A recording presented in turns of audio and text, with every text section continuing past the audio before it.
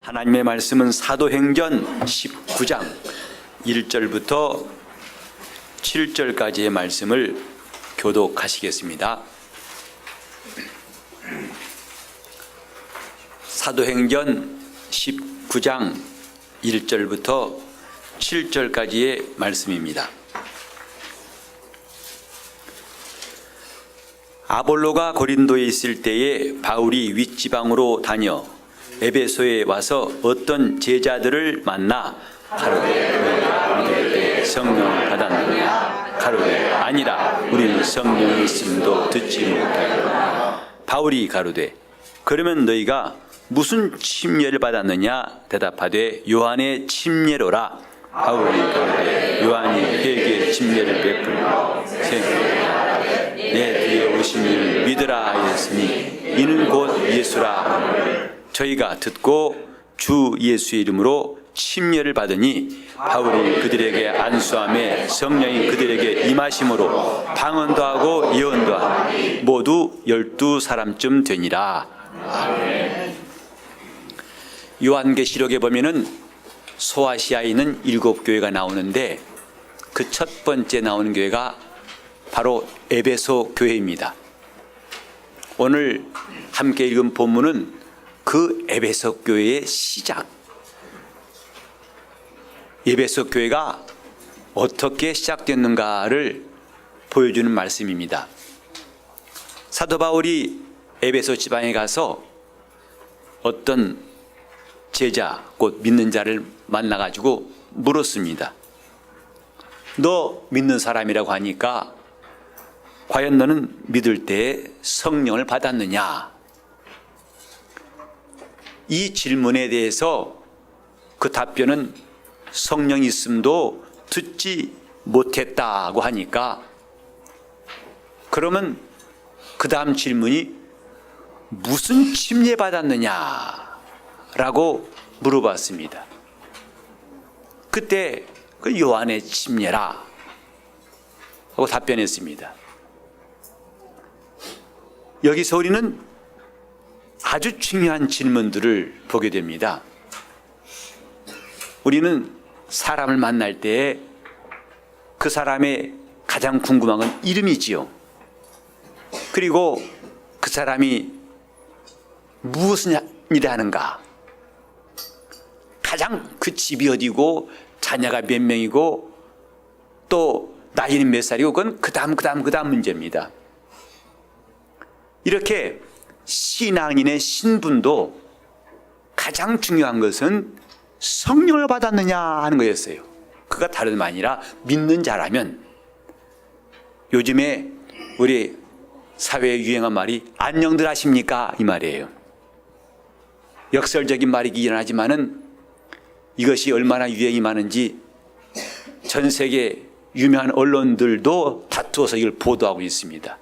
한국 사회의 단면을 보여준다 해서 우리 사회의 특징을 가장 잘 보여주는 말이 요새는 안녕들 하십니까? 라는 말이 됐는데, 하지만 이런 말들은 또 좀 지나면 다른 말이 될 것입니다. 다른 언어로 표현해야 할 것입니다. 그 시대마다 유행한 말이 있지요. 그러나 신앙인에게는 유행할 수 없는, 언제나 변치 않는 질문이 있어요. 믿는 자라면 성령을 받았느냐? 이것입니다. 어떤 사람은 전도로 나가지고 예수 믿으세요란 말이 안 나와서 교회 믿으세요 했다는 거예요. 교회는 믿으란 말 성경에 없습니다. 그만큼 뭔가 내가 전하고 싶은 바가 확실치 않으니까 엉뚱한 말 할 수도 있어요. 우리는 믿는 자라니까 교회 나가십니까? 그 말도 틀린 말은 아니겠지만 정확한 말은 아닙니다. 믿는 자니까 그럼 주일날 예배하십니까? 물론 그 말도 맞죠. 신앙이라면 주일 예배를 꼭 드리려고 할 것입니다. 그러나 더 중요한 성경의 가르침은 믿는 자라면, 다 같이 합시다. 성령을 받았느냐? 성령을 받았느냐? 아주 단도직입적이고 분명한 질문이에요. 성령 받았느냐? 이것이 오늘도 성경이 우리에게 묻는 질문입니다. 너 열심히 기도하느냐? 물론 맞습니다만 그러나 정확한 건 아닙니다. 성령 받았느냐? 너 성경 많이 읽느냐? 맞습니다. 그러나 성령 받았느냐 하는 질문을 바울이 던진 것에 우리는 주의를 해야 됩니다. 그런데 이 사람은 아쉽게도 성령 있음도 모른다 하니까 한 단계를 뚝 떨어뜨려서 마치 대학생을 대하듯이 하다가 갑자기 중고등학생 대하듯이 뚝 떨어뜨려가지고 그러면 침례 받았느냐? 아, 받았다. 그 무슨 침례냐? 요한의 침례다. 이렇게 나온 것이지요.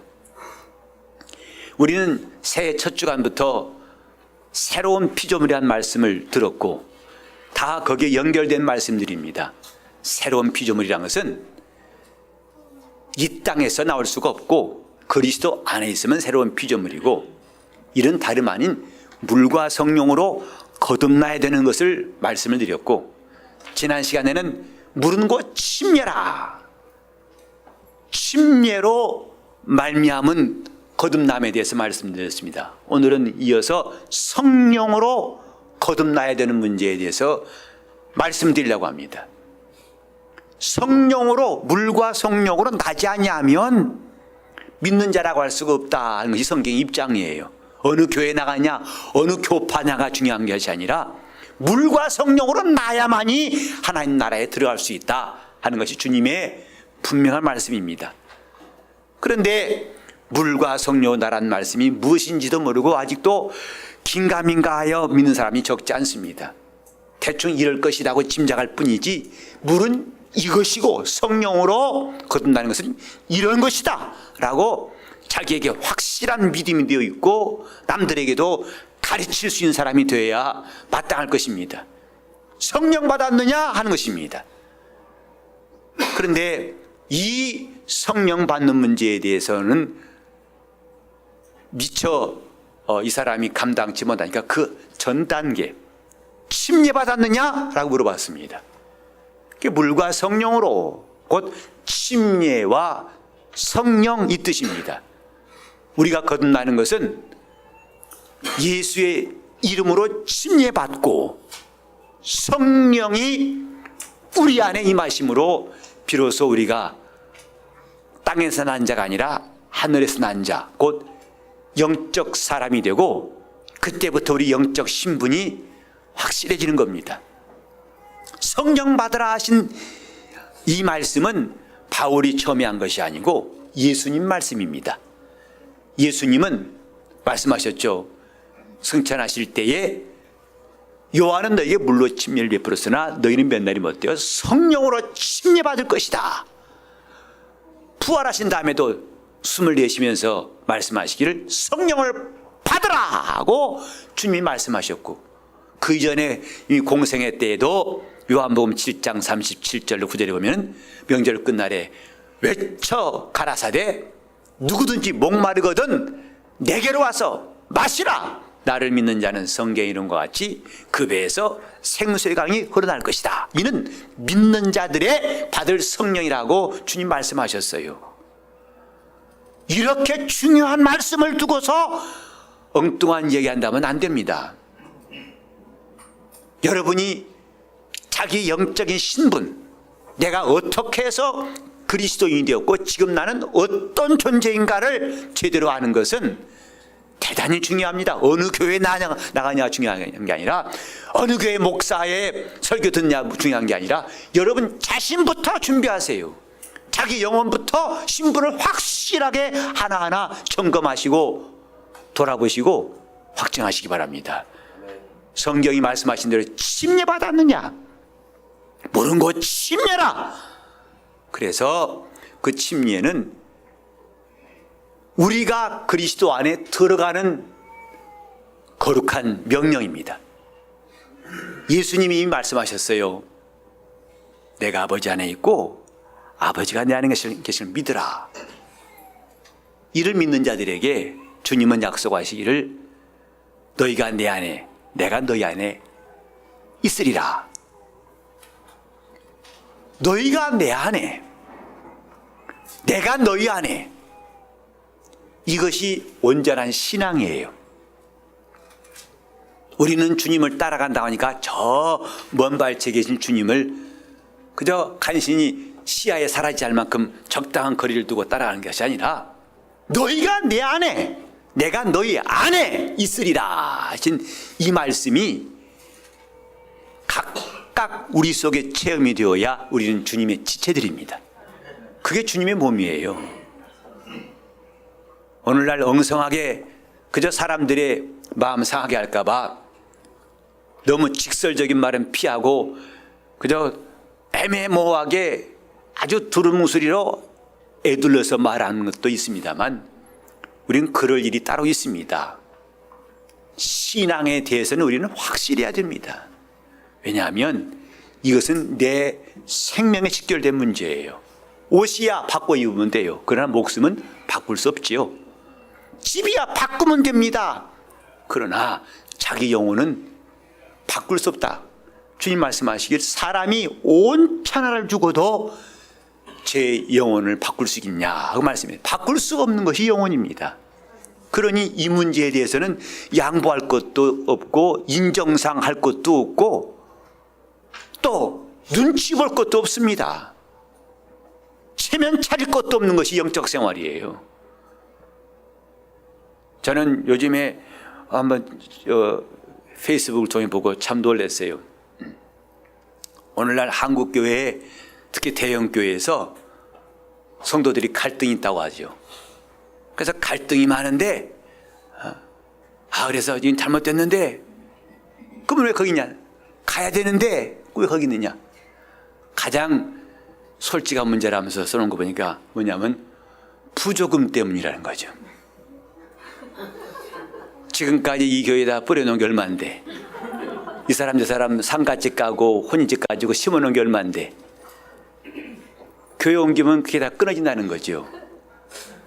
그래서 제가 페북 보고 한참 웃었어요. 정말 다 멋있는 말은 다 그냥 명분이고 실제로는 요것이란 말인가 싶으니까 그때 정말 아브라함이 굉장히 보였어요. 본토를 떠났고 친척을 떠났고 아비집을 떠났어요. 무엇으로? 하나님 말씀 하나 때문에. 이렇게 신앙은 초월이 필요한 겁니다. 인정사정이 필요 없다 이 말이에요. 근다고 그걸 또 오해하시면 안 됩니다. 사람끼리도 사정없이 싸납게 대하란 말은 아닙니다.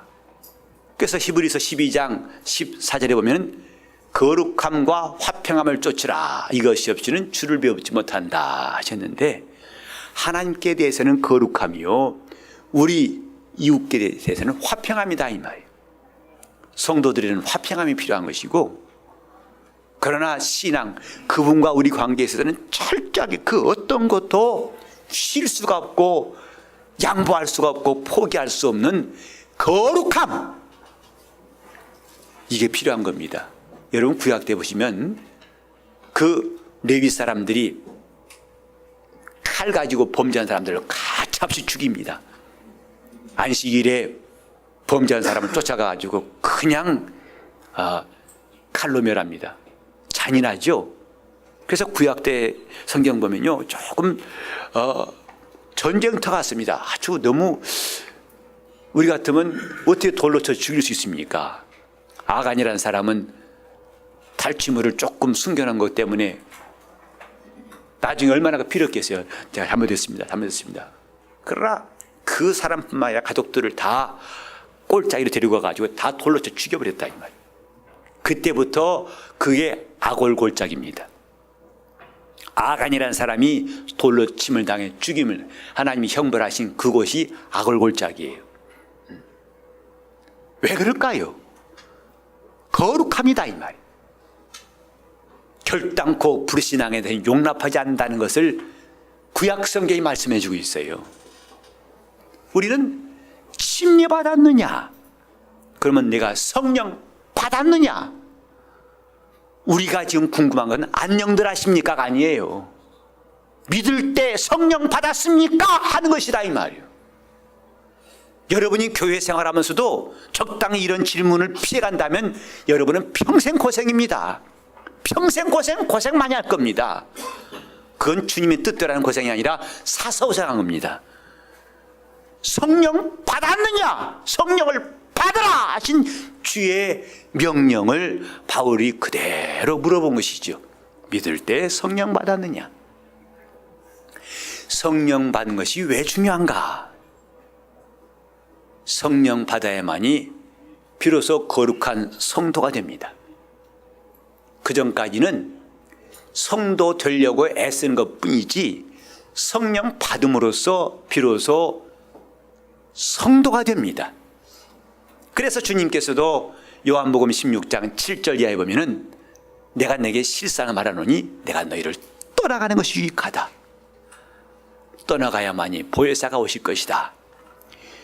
주님과 함께 있던 그 11 제자에게는 충격적인 말씀이었어요. 주님이 떠나가시겠다고 하니 우리와 함께 계시지 왜 떠나가셔야만 됩니까? 그렇다. 내가 가지 아니하면 보혜사가 오시지 않는다. 주님이 그 11 제자를 떠나셔야 할 만큼 중요한 문제가 성령이 마시는 것이었어요. 내가 가지 아니하면 보혜사가 오시지 않을 것이요. 내가 가면 너에게 보낼 것이다. 가끔 이제 우리 어렸을 때 보면은 엄마가 일하러 나갈 때 애가 안 떨어집니다. 엄마 가지마 가지마. 엄마가 돈 벌어와야 돼. 밥 먹지. 엄마 가지마 가지마. 나가 싫어 몸부림칩니다. 억지로 대놓고 할 때 엄마 마음이 얼마나 아프겠어요. 애도 퉁퉁 눈이 불도록 웁니다. 엄마 가지마 가지마. 근데 진짜 엄마 안 가면요 굶어 죽습니다. 단체 음식이에요. 돈 있어야 뭐하지. 그러니까 어머니는 그 안타까운 마음을 뒤로 하고 아이를 떠나서 일터로 가죠. 주님의 마음, 왜 그분이 떠나셔야만 하는가 하는 그분의 뜻을 이해해야 됩니다. 그래야 성령이 임하시고 그가 오시면 너희를 인도하실 것이다.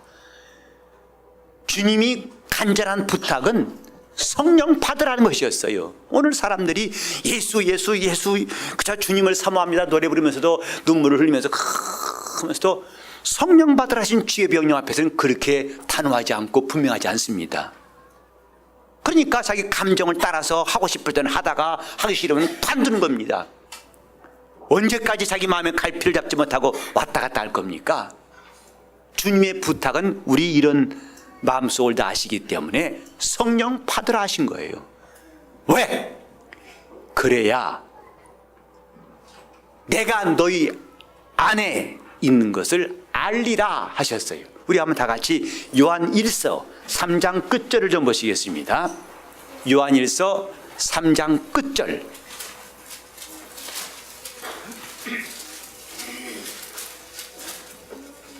한음성으로 요한 1서 3장 끝절을 시작. 그의 계명들을 지키는 자는 주 안에 거하고 주는 저 안에 거하시나 우리에게 주신 성령으로 말미암아 그가 우리 안에 거하신 줄을 우리가 아느니라. 바로 그의 계명을 지킨 사람들은 주님 안에 거한 사람들이고 주님은 저 안에 그 사람 안에 거하시는데 그가 내 안에 거하신 걸 어떻게 아느냐 이 말이에요. 내 안에 거하신 것을 이렇게 예배할 때나 부흥회 때면 계신 것 같아요. 왜? 느낌을 아니까. 요새 그 말 유행하더만 느낌을 아니까 말이야. 근데 그 느낌이 오래가지 않습니다. 교회당 나가면 또 까먹어요. 하루 종일 시달리면 까먹습니다. 그렇게 성령은 주님이 내 안에 계시다는 느낌으로 하는 것이 아닙니다. 성령으로 하려는 거예요. 성령에 의해서 주가 우리 안에 거하신 줄을 알게 하신 겁니다. 저는 이 속에 심장이 있음을 알아요. 그러나 심장 꺼내본 적 없습니다. 궁금해가지고 잘 뛰나 안 뛰나 본 적 없고 저는 잘 담아두고 있어요 여기다가. 그리고 제가 이 땅을 떠날 때까지도 가만둘 겁니다. 내 심장은 본 적 없지만 이 심장이 뛴 증거가 뭐냐? 맥박입니다. 계속 뛰고 있어요. 나는 확실히 심장이 제대로 뛰고 있구나 하고 알고 있고. 근데 또 체온입니다. 심장이 뛰니까 점점 체온이 유지되다가 어느 날 심장이 멎어버리면 몸이 다 식어버릴 겁니다. 심장이 내 안에 있다는 거 봐서 하는 거 아닙니다. 심장이 뛰므로써 내 몸에 일어나는 여러 가지 기능을 통해 아는 것처럼 말이죠. 우린 주님이 내 안에 계시다는 것을 느낌으로 알라 하지 마세요. 성령으로 알려고 하세요. 성령이 일하시는 걸 통해서 알려고 하세요. 성령이 나와 함께 하시는 걸 통해서 주님은 내 안에 계시구나. 주님은 내 안에 계시구나. 이렇게 성령에 의해서 확신을 갖는 것이 참 신앙입니다. 여러분, 자, 혼자 있을 때와 둘이 있을 때 다르죠. 혼자 있을 때는 내 마음대로 합니다. 그러나 둘이 있을 때는 내 마음대로 안 되고, 그래서 아이들도 이전 같으면은 한 가정에서 보통 서너씩 낳고, 어떤 사람은 7, 8 낳고, 그래서 우스갯소리로 축구팀 하나 만든다고 그랬어요. 11명 하면 축구팀이니까. 이렇게 낳을 때 하고, 요즘은 하나 낳는 게 거의 정석처럼 됐어요. 나라에도 하나 이상 낳기가 쉽지 않습니다. 근데 하나만 낳은 가정에 보면은 아이가 자기밖에 몰라요. 자기 기분이 최고고 자기 방법이 누구한테 양보할 수 없는 겁니다. 그러니까 이제 집 밖에 나와서 학교에서라든지 사회에서 적응할 때 적지 않게 힘들어요. 그런데 여러 형제들끼리 함께 살아온 아이들은 밖에 나왔을 때 참 사회성도 좋고 잘 어울리고 때로는 양보도 하고 더 좋은 방법을 생각할 수 있습니다. 이미 그건 어렸을 때부터 훈련된 것이니까. 신앙생활도 지금 주님 없이 혼자 하니까 자기 마음대로 하는 겁니다. 내 생각이 최고고 내 기분이 최고입니다. 내 느낌 이상 좋은 것이 없어요. 이렇게 영적 생활은 야생마처럼 자기 마음대로 하는 것이 아니라 주님이 계시면 그분의 간섭받습니다. 그러니까 여러분 속에 지금 그분이 계신지 안 계신지는 나를 간섭하신 분이 계신지 안 계신지를 통해 알 수 있어요. 곧 여러분 생각이 지금 간섭받고 있는지, 여러분 길을 간섭하시는 분이 있는지 아니를 통해서 여러분 자신이 잘 압니다. 어떤 사람은 전에 그랬어요. 성령 받으란 말씀을 듣고 나니까 궁금하죠. 왜? 받은 것 같기도 하고 안 받은 것 같기도 하고. 그래서 묻습니다. 목사님, 제가 성령 받았는지만 좀 봐주세요. 본다고 되는 게 아니라니까요. 느낌으로도 안 되는데 어떻게 볼 수 있습니까? 느낌도 안 되는 것인데 본다고 보입니까? 그래서 그 사람 답답한 것도 이해하지만은 성경에 말씀하기를 우리에 계신 성령으로 말미암아 주가 우리 안에 계신 줄을 아느니라. 곧 지금까지 내가 한 걸 봐서는 나 혼자 했다면 반드시 이렇게 했을 거예요. 근데 이상하게 그걸 안 가요. 이렇게 이 길이 아니고 이 길로 간다 이 말이에요. 전 같으면 반드시 했을 거예요. 근데 어느새 그걸 슬그머니 거둬들이고 하지 않습니다. 전 같으면 했을 겁니다. 근데 없어요. 한번 이렇게 했을 겁니다. 저도 대학 다닐 적에 그때 예수 믿어가지고 참 인기를 별로 못 누렸어요. 왜? 그 당시에는 이 티 한 장에다 청바지 입고 통기타 메고 그 다음에 어두컴컴 맥주집 가가지고 그 맥주 큰 잔 들이카면서 담에 뿜어서 이게 삶이란 해가면서 고민할 때 그게 진짜 멋있었는데 이거는 캄캄한 게 아니라 허는 예배당 가가지고 주여 주여 하고 있고 담배는 근처에도 안 가고 술도 안 마시니 재미가 없죠. 그리고 뻘건 날이면 을에 어디 가요? 교회 가거든요. 다들 저 가평 대성이 가는데 말이에요. 에? 그러니 재미가 없죠. 자, 이렇게 내가 하고 싶은 일들이 점점 간섭이 많아지는 것, 그것이 좀 충만해 가는 거예요. 하나님이 여러분의 의지를 점점 장악하시고 붙잡아 하시는 그게 충만한 거예요. 그래서 그가 내 안에 계시다는 것을 그 사람은 의심하지 않습니다. 나의 생각을 간섭하시는 분이 계세요. 내가 할 말을 주장하시는 분이 계세요. 저는 설교자로서 말씀을 전할 때마다 참으로 실감나는 것은 제가 만약에 가진 것을 한다면 몇 분도 못 가고 할 말이 없을 겁니다. 그래서 저하고 대화해 보신 분들은 알 겁니다. 정말 제가 말을 어지간히 못한다는 걸 아실 겁니다. 그래서 설교단에서 말할 때 모습하고 같지 않다는 것을 아마 여러분이 어렵지 않게 볼 수 있어요. 참 제가 봐도 말 되게 못해요.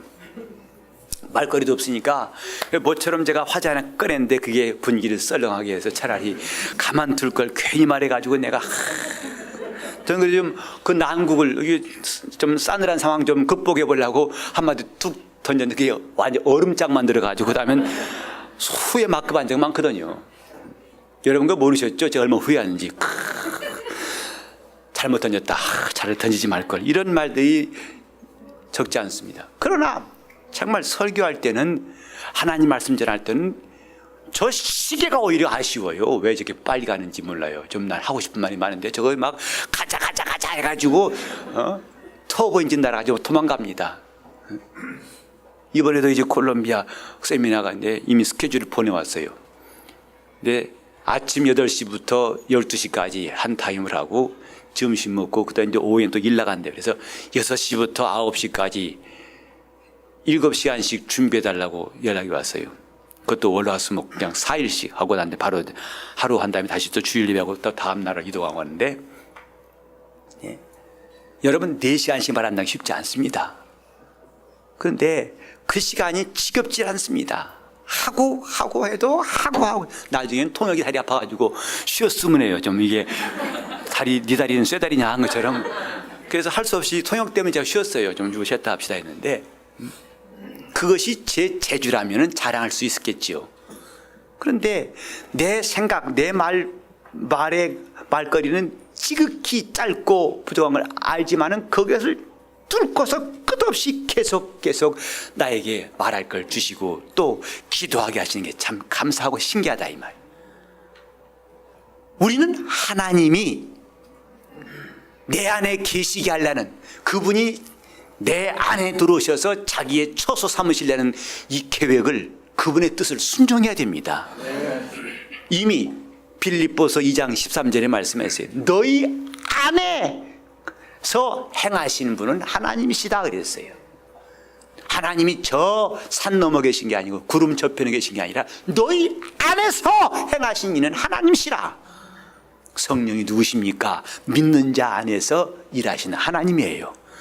자, 하면 제가 성령은 그러면 믿는 자 안에서 일하시는 하나님 이렇게 합시다. 성령은 믿는 자 안에서 일하시는 하나님. 그렇죠. 성령은 믿는 자 안에 들어오셔서 일하시는 분이에요. 그러니까 우리가 어느 날 육체를 벗어날 때 우리 영혼이 이 땅에 남아있을 이유가 없어요. 왜? 그분이 우리 안에 거하시기 때문에 우리를 바로 낙원으로 옮기실 겁니다. 우리 안에 거하시기 때문에. 우리 옆에 계신 게 아니고 우리 안에 거하시기 때문에. 바울도 말했어요. 골로새서 1장 29절에 보니까 내 속에서 능력으로 역사하신 이의 역사를 따라서 내가 힘을 다하여 수고하노라. 저는 성격이 내성적이라는 것을 누구보다도 더 용감히 말할 수 있어요. 보통 내성적이 아니었습니다. 이렇게 사람 얼굴 보고 말한 것이 제 살아온 삶의 3분의 2는 못 봤어요. 사람들을 3분의 1쯤 됩니다. 이제 3분의 1좀 안 되는군요. 사람 얼굴 보고 말한 게 그전까지 다 딴 데 보고 방바닥 보고 단축공원만 했으니까. 그런데 이렇게 담대하게 아니 저 지방 가서 우리 같은 한국 사람끼리도 말문이 트기 힘들어가지고 쩔쩔매는데 낯선 땅에 가가지고 그것도 내가 이거 식당 어디입니까? 물어보는 게 아니라 성경을 첫날 첫 시간부터 담대히 말할 수 있다는 게 얼마나 신기한가 이 말이에요. 단도직입적으로 처음에 갔으니까 우리 낯가림하기 뭐냐 해서 우리 하고 며칠 지난 다음에 아니라 바로 첫날 첫 시간부터 하나님이 보내신 예수가 우리 그리스도시고 이 성경은 하나님 말씀이고 성경에는 하나님의 뜻과 그분의 계획이 담겨 있어서 오늘도 그분이 이렇게 일하십니다라고 본론부터 말하시니 참 저는 참 감사해요. 하나님이 간섭받는 게 신기하지 않습니까? 영적 생활을 하나님의 간섭받는 겁니다.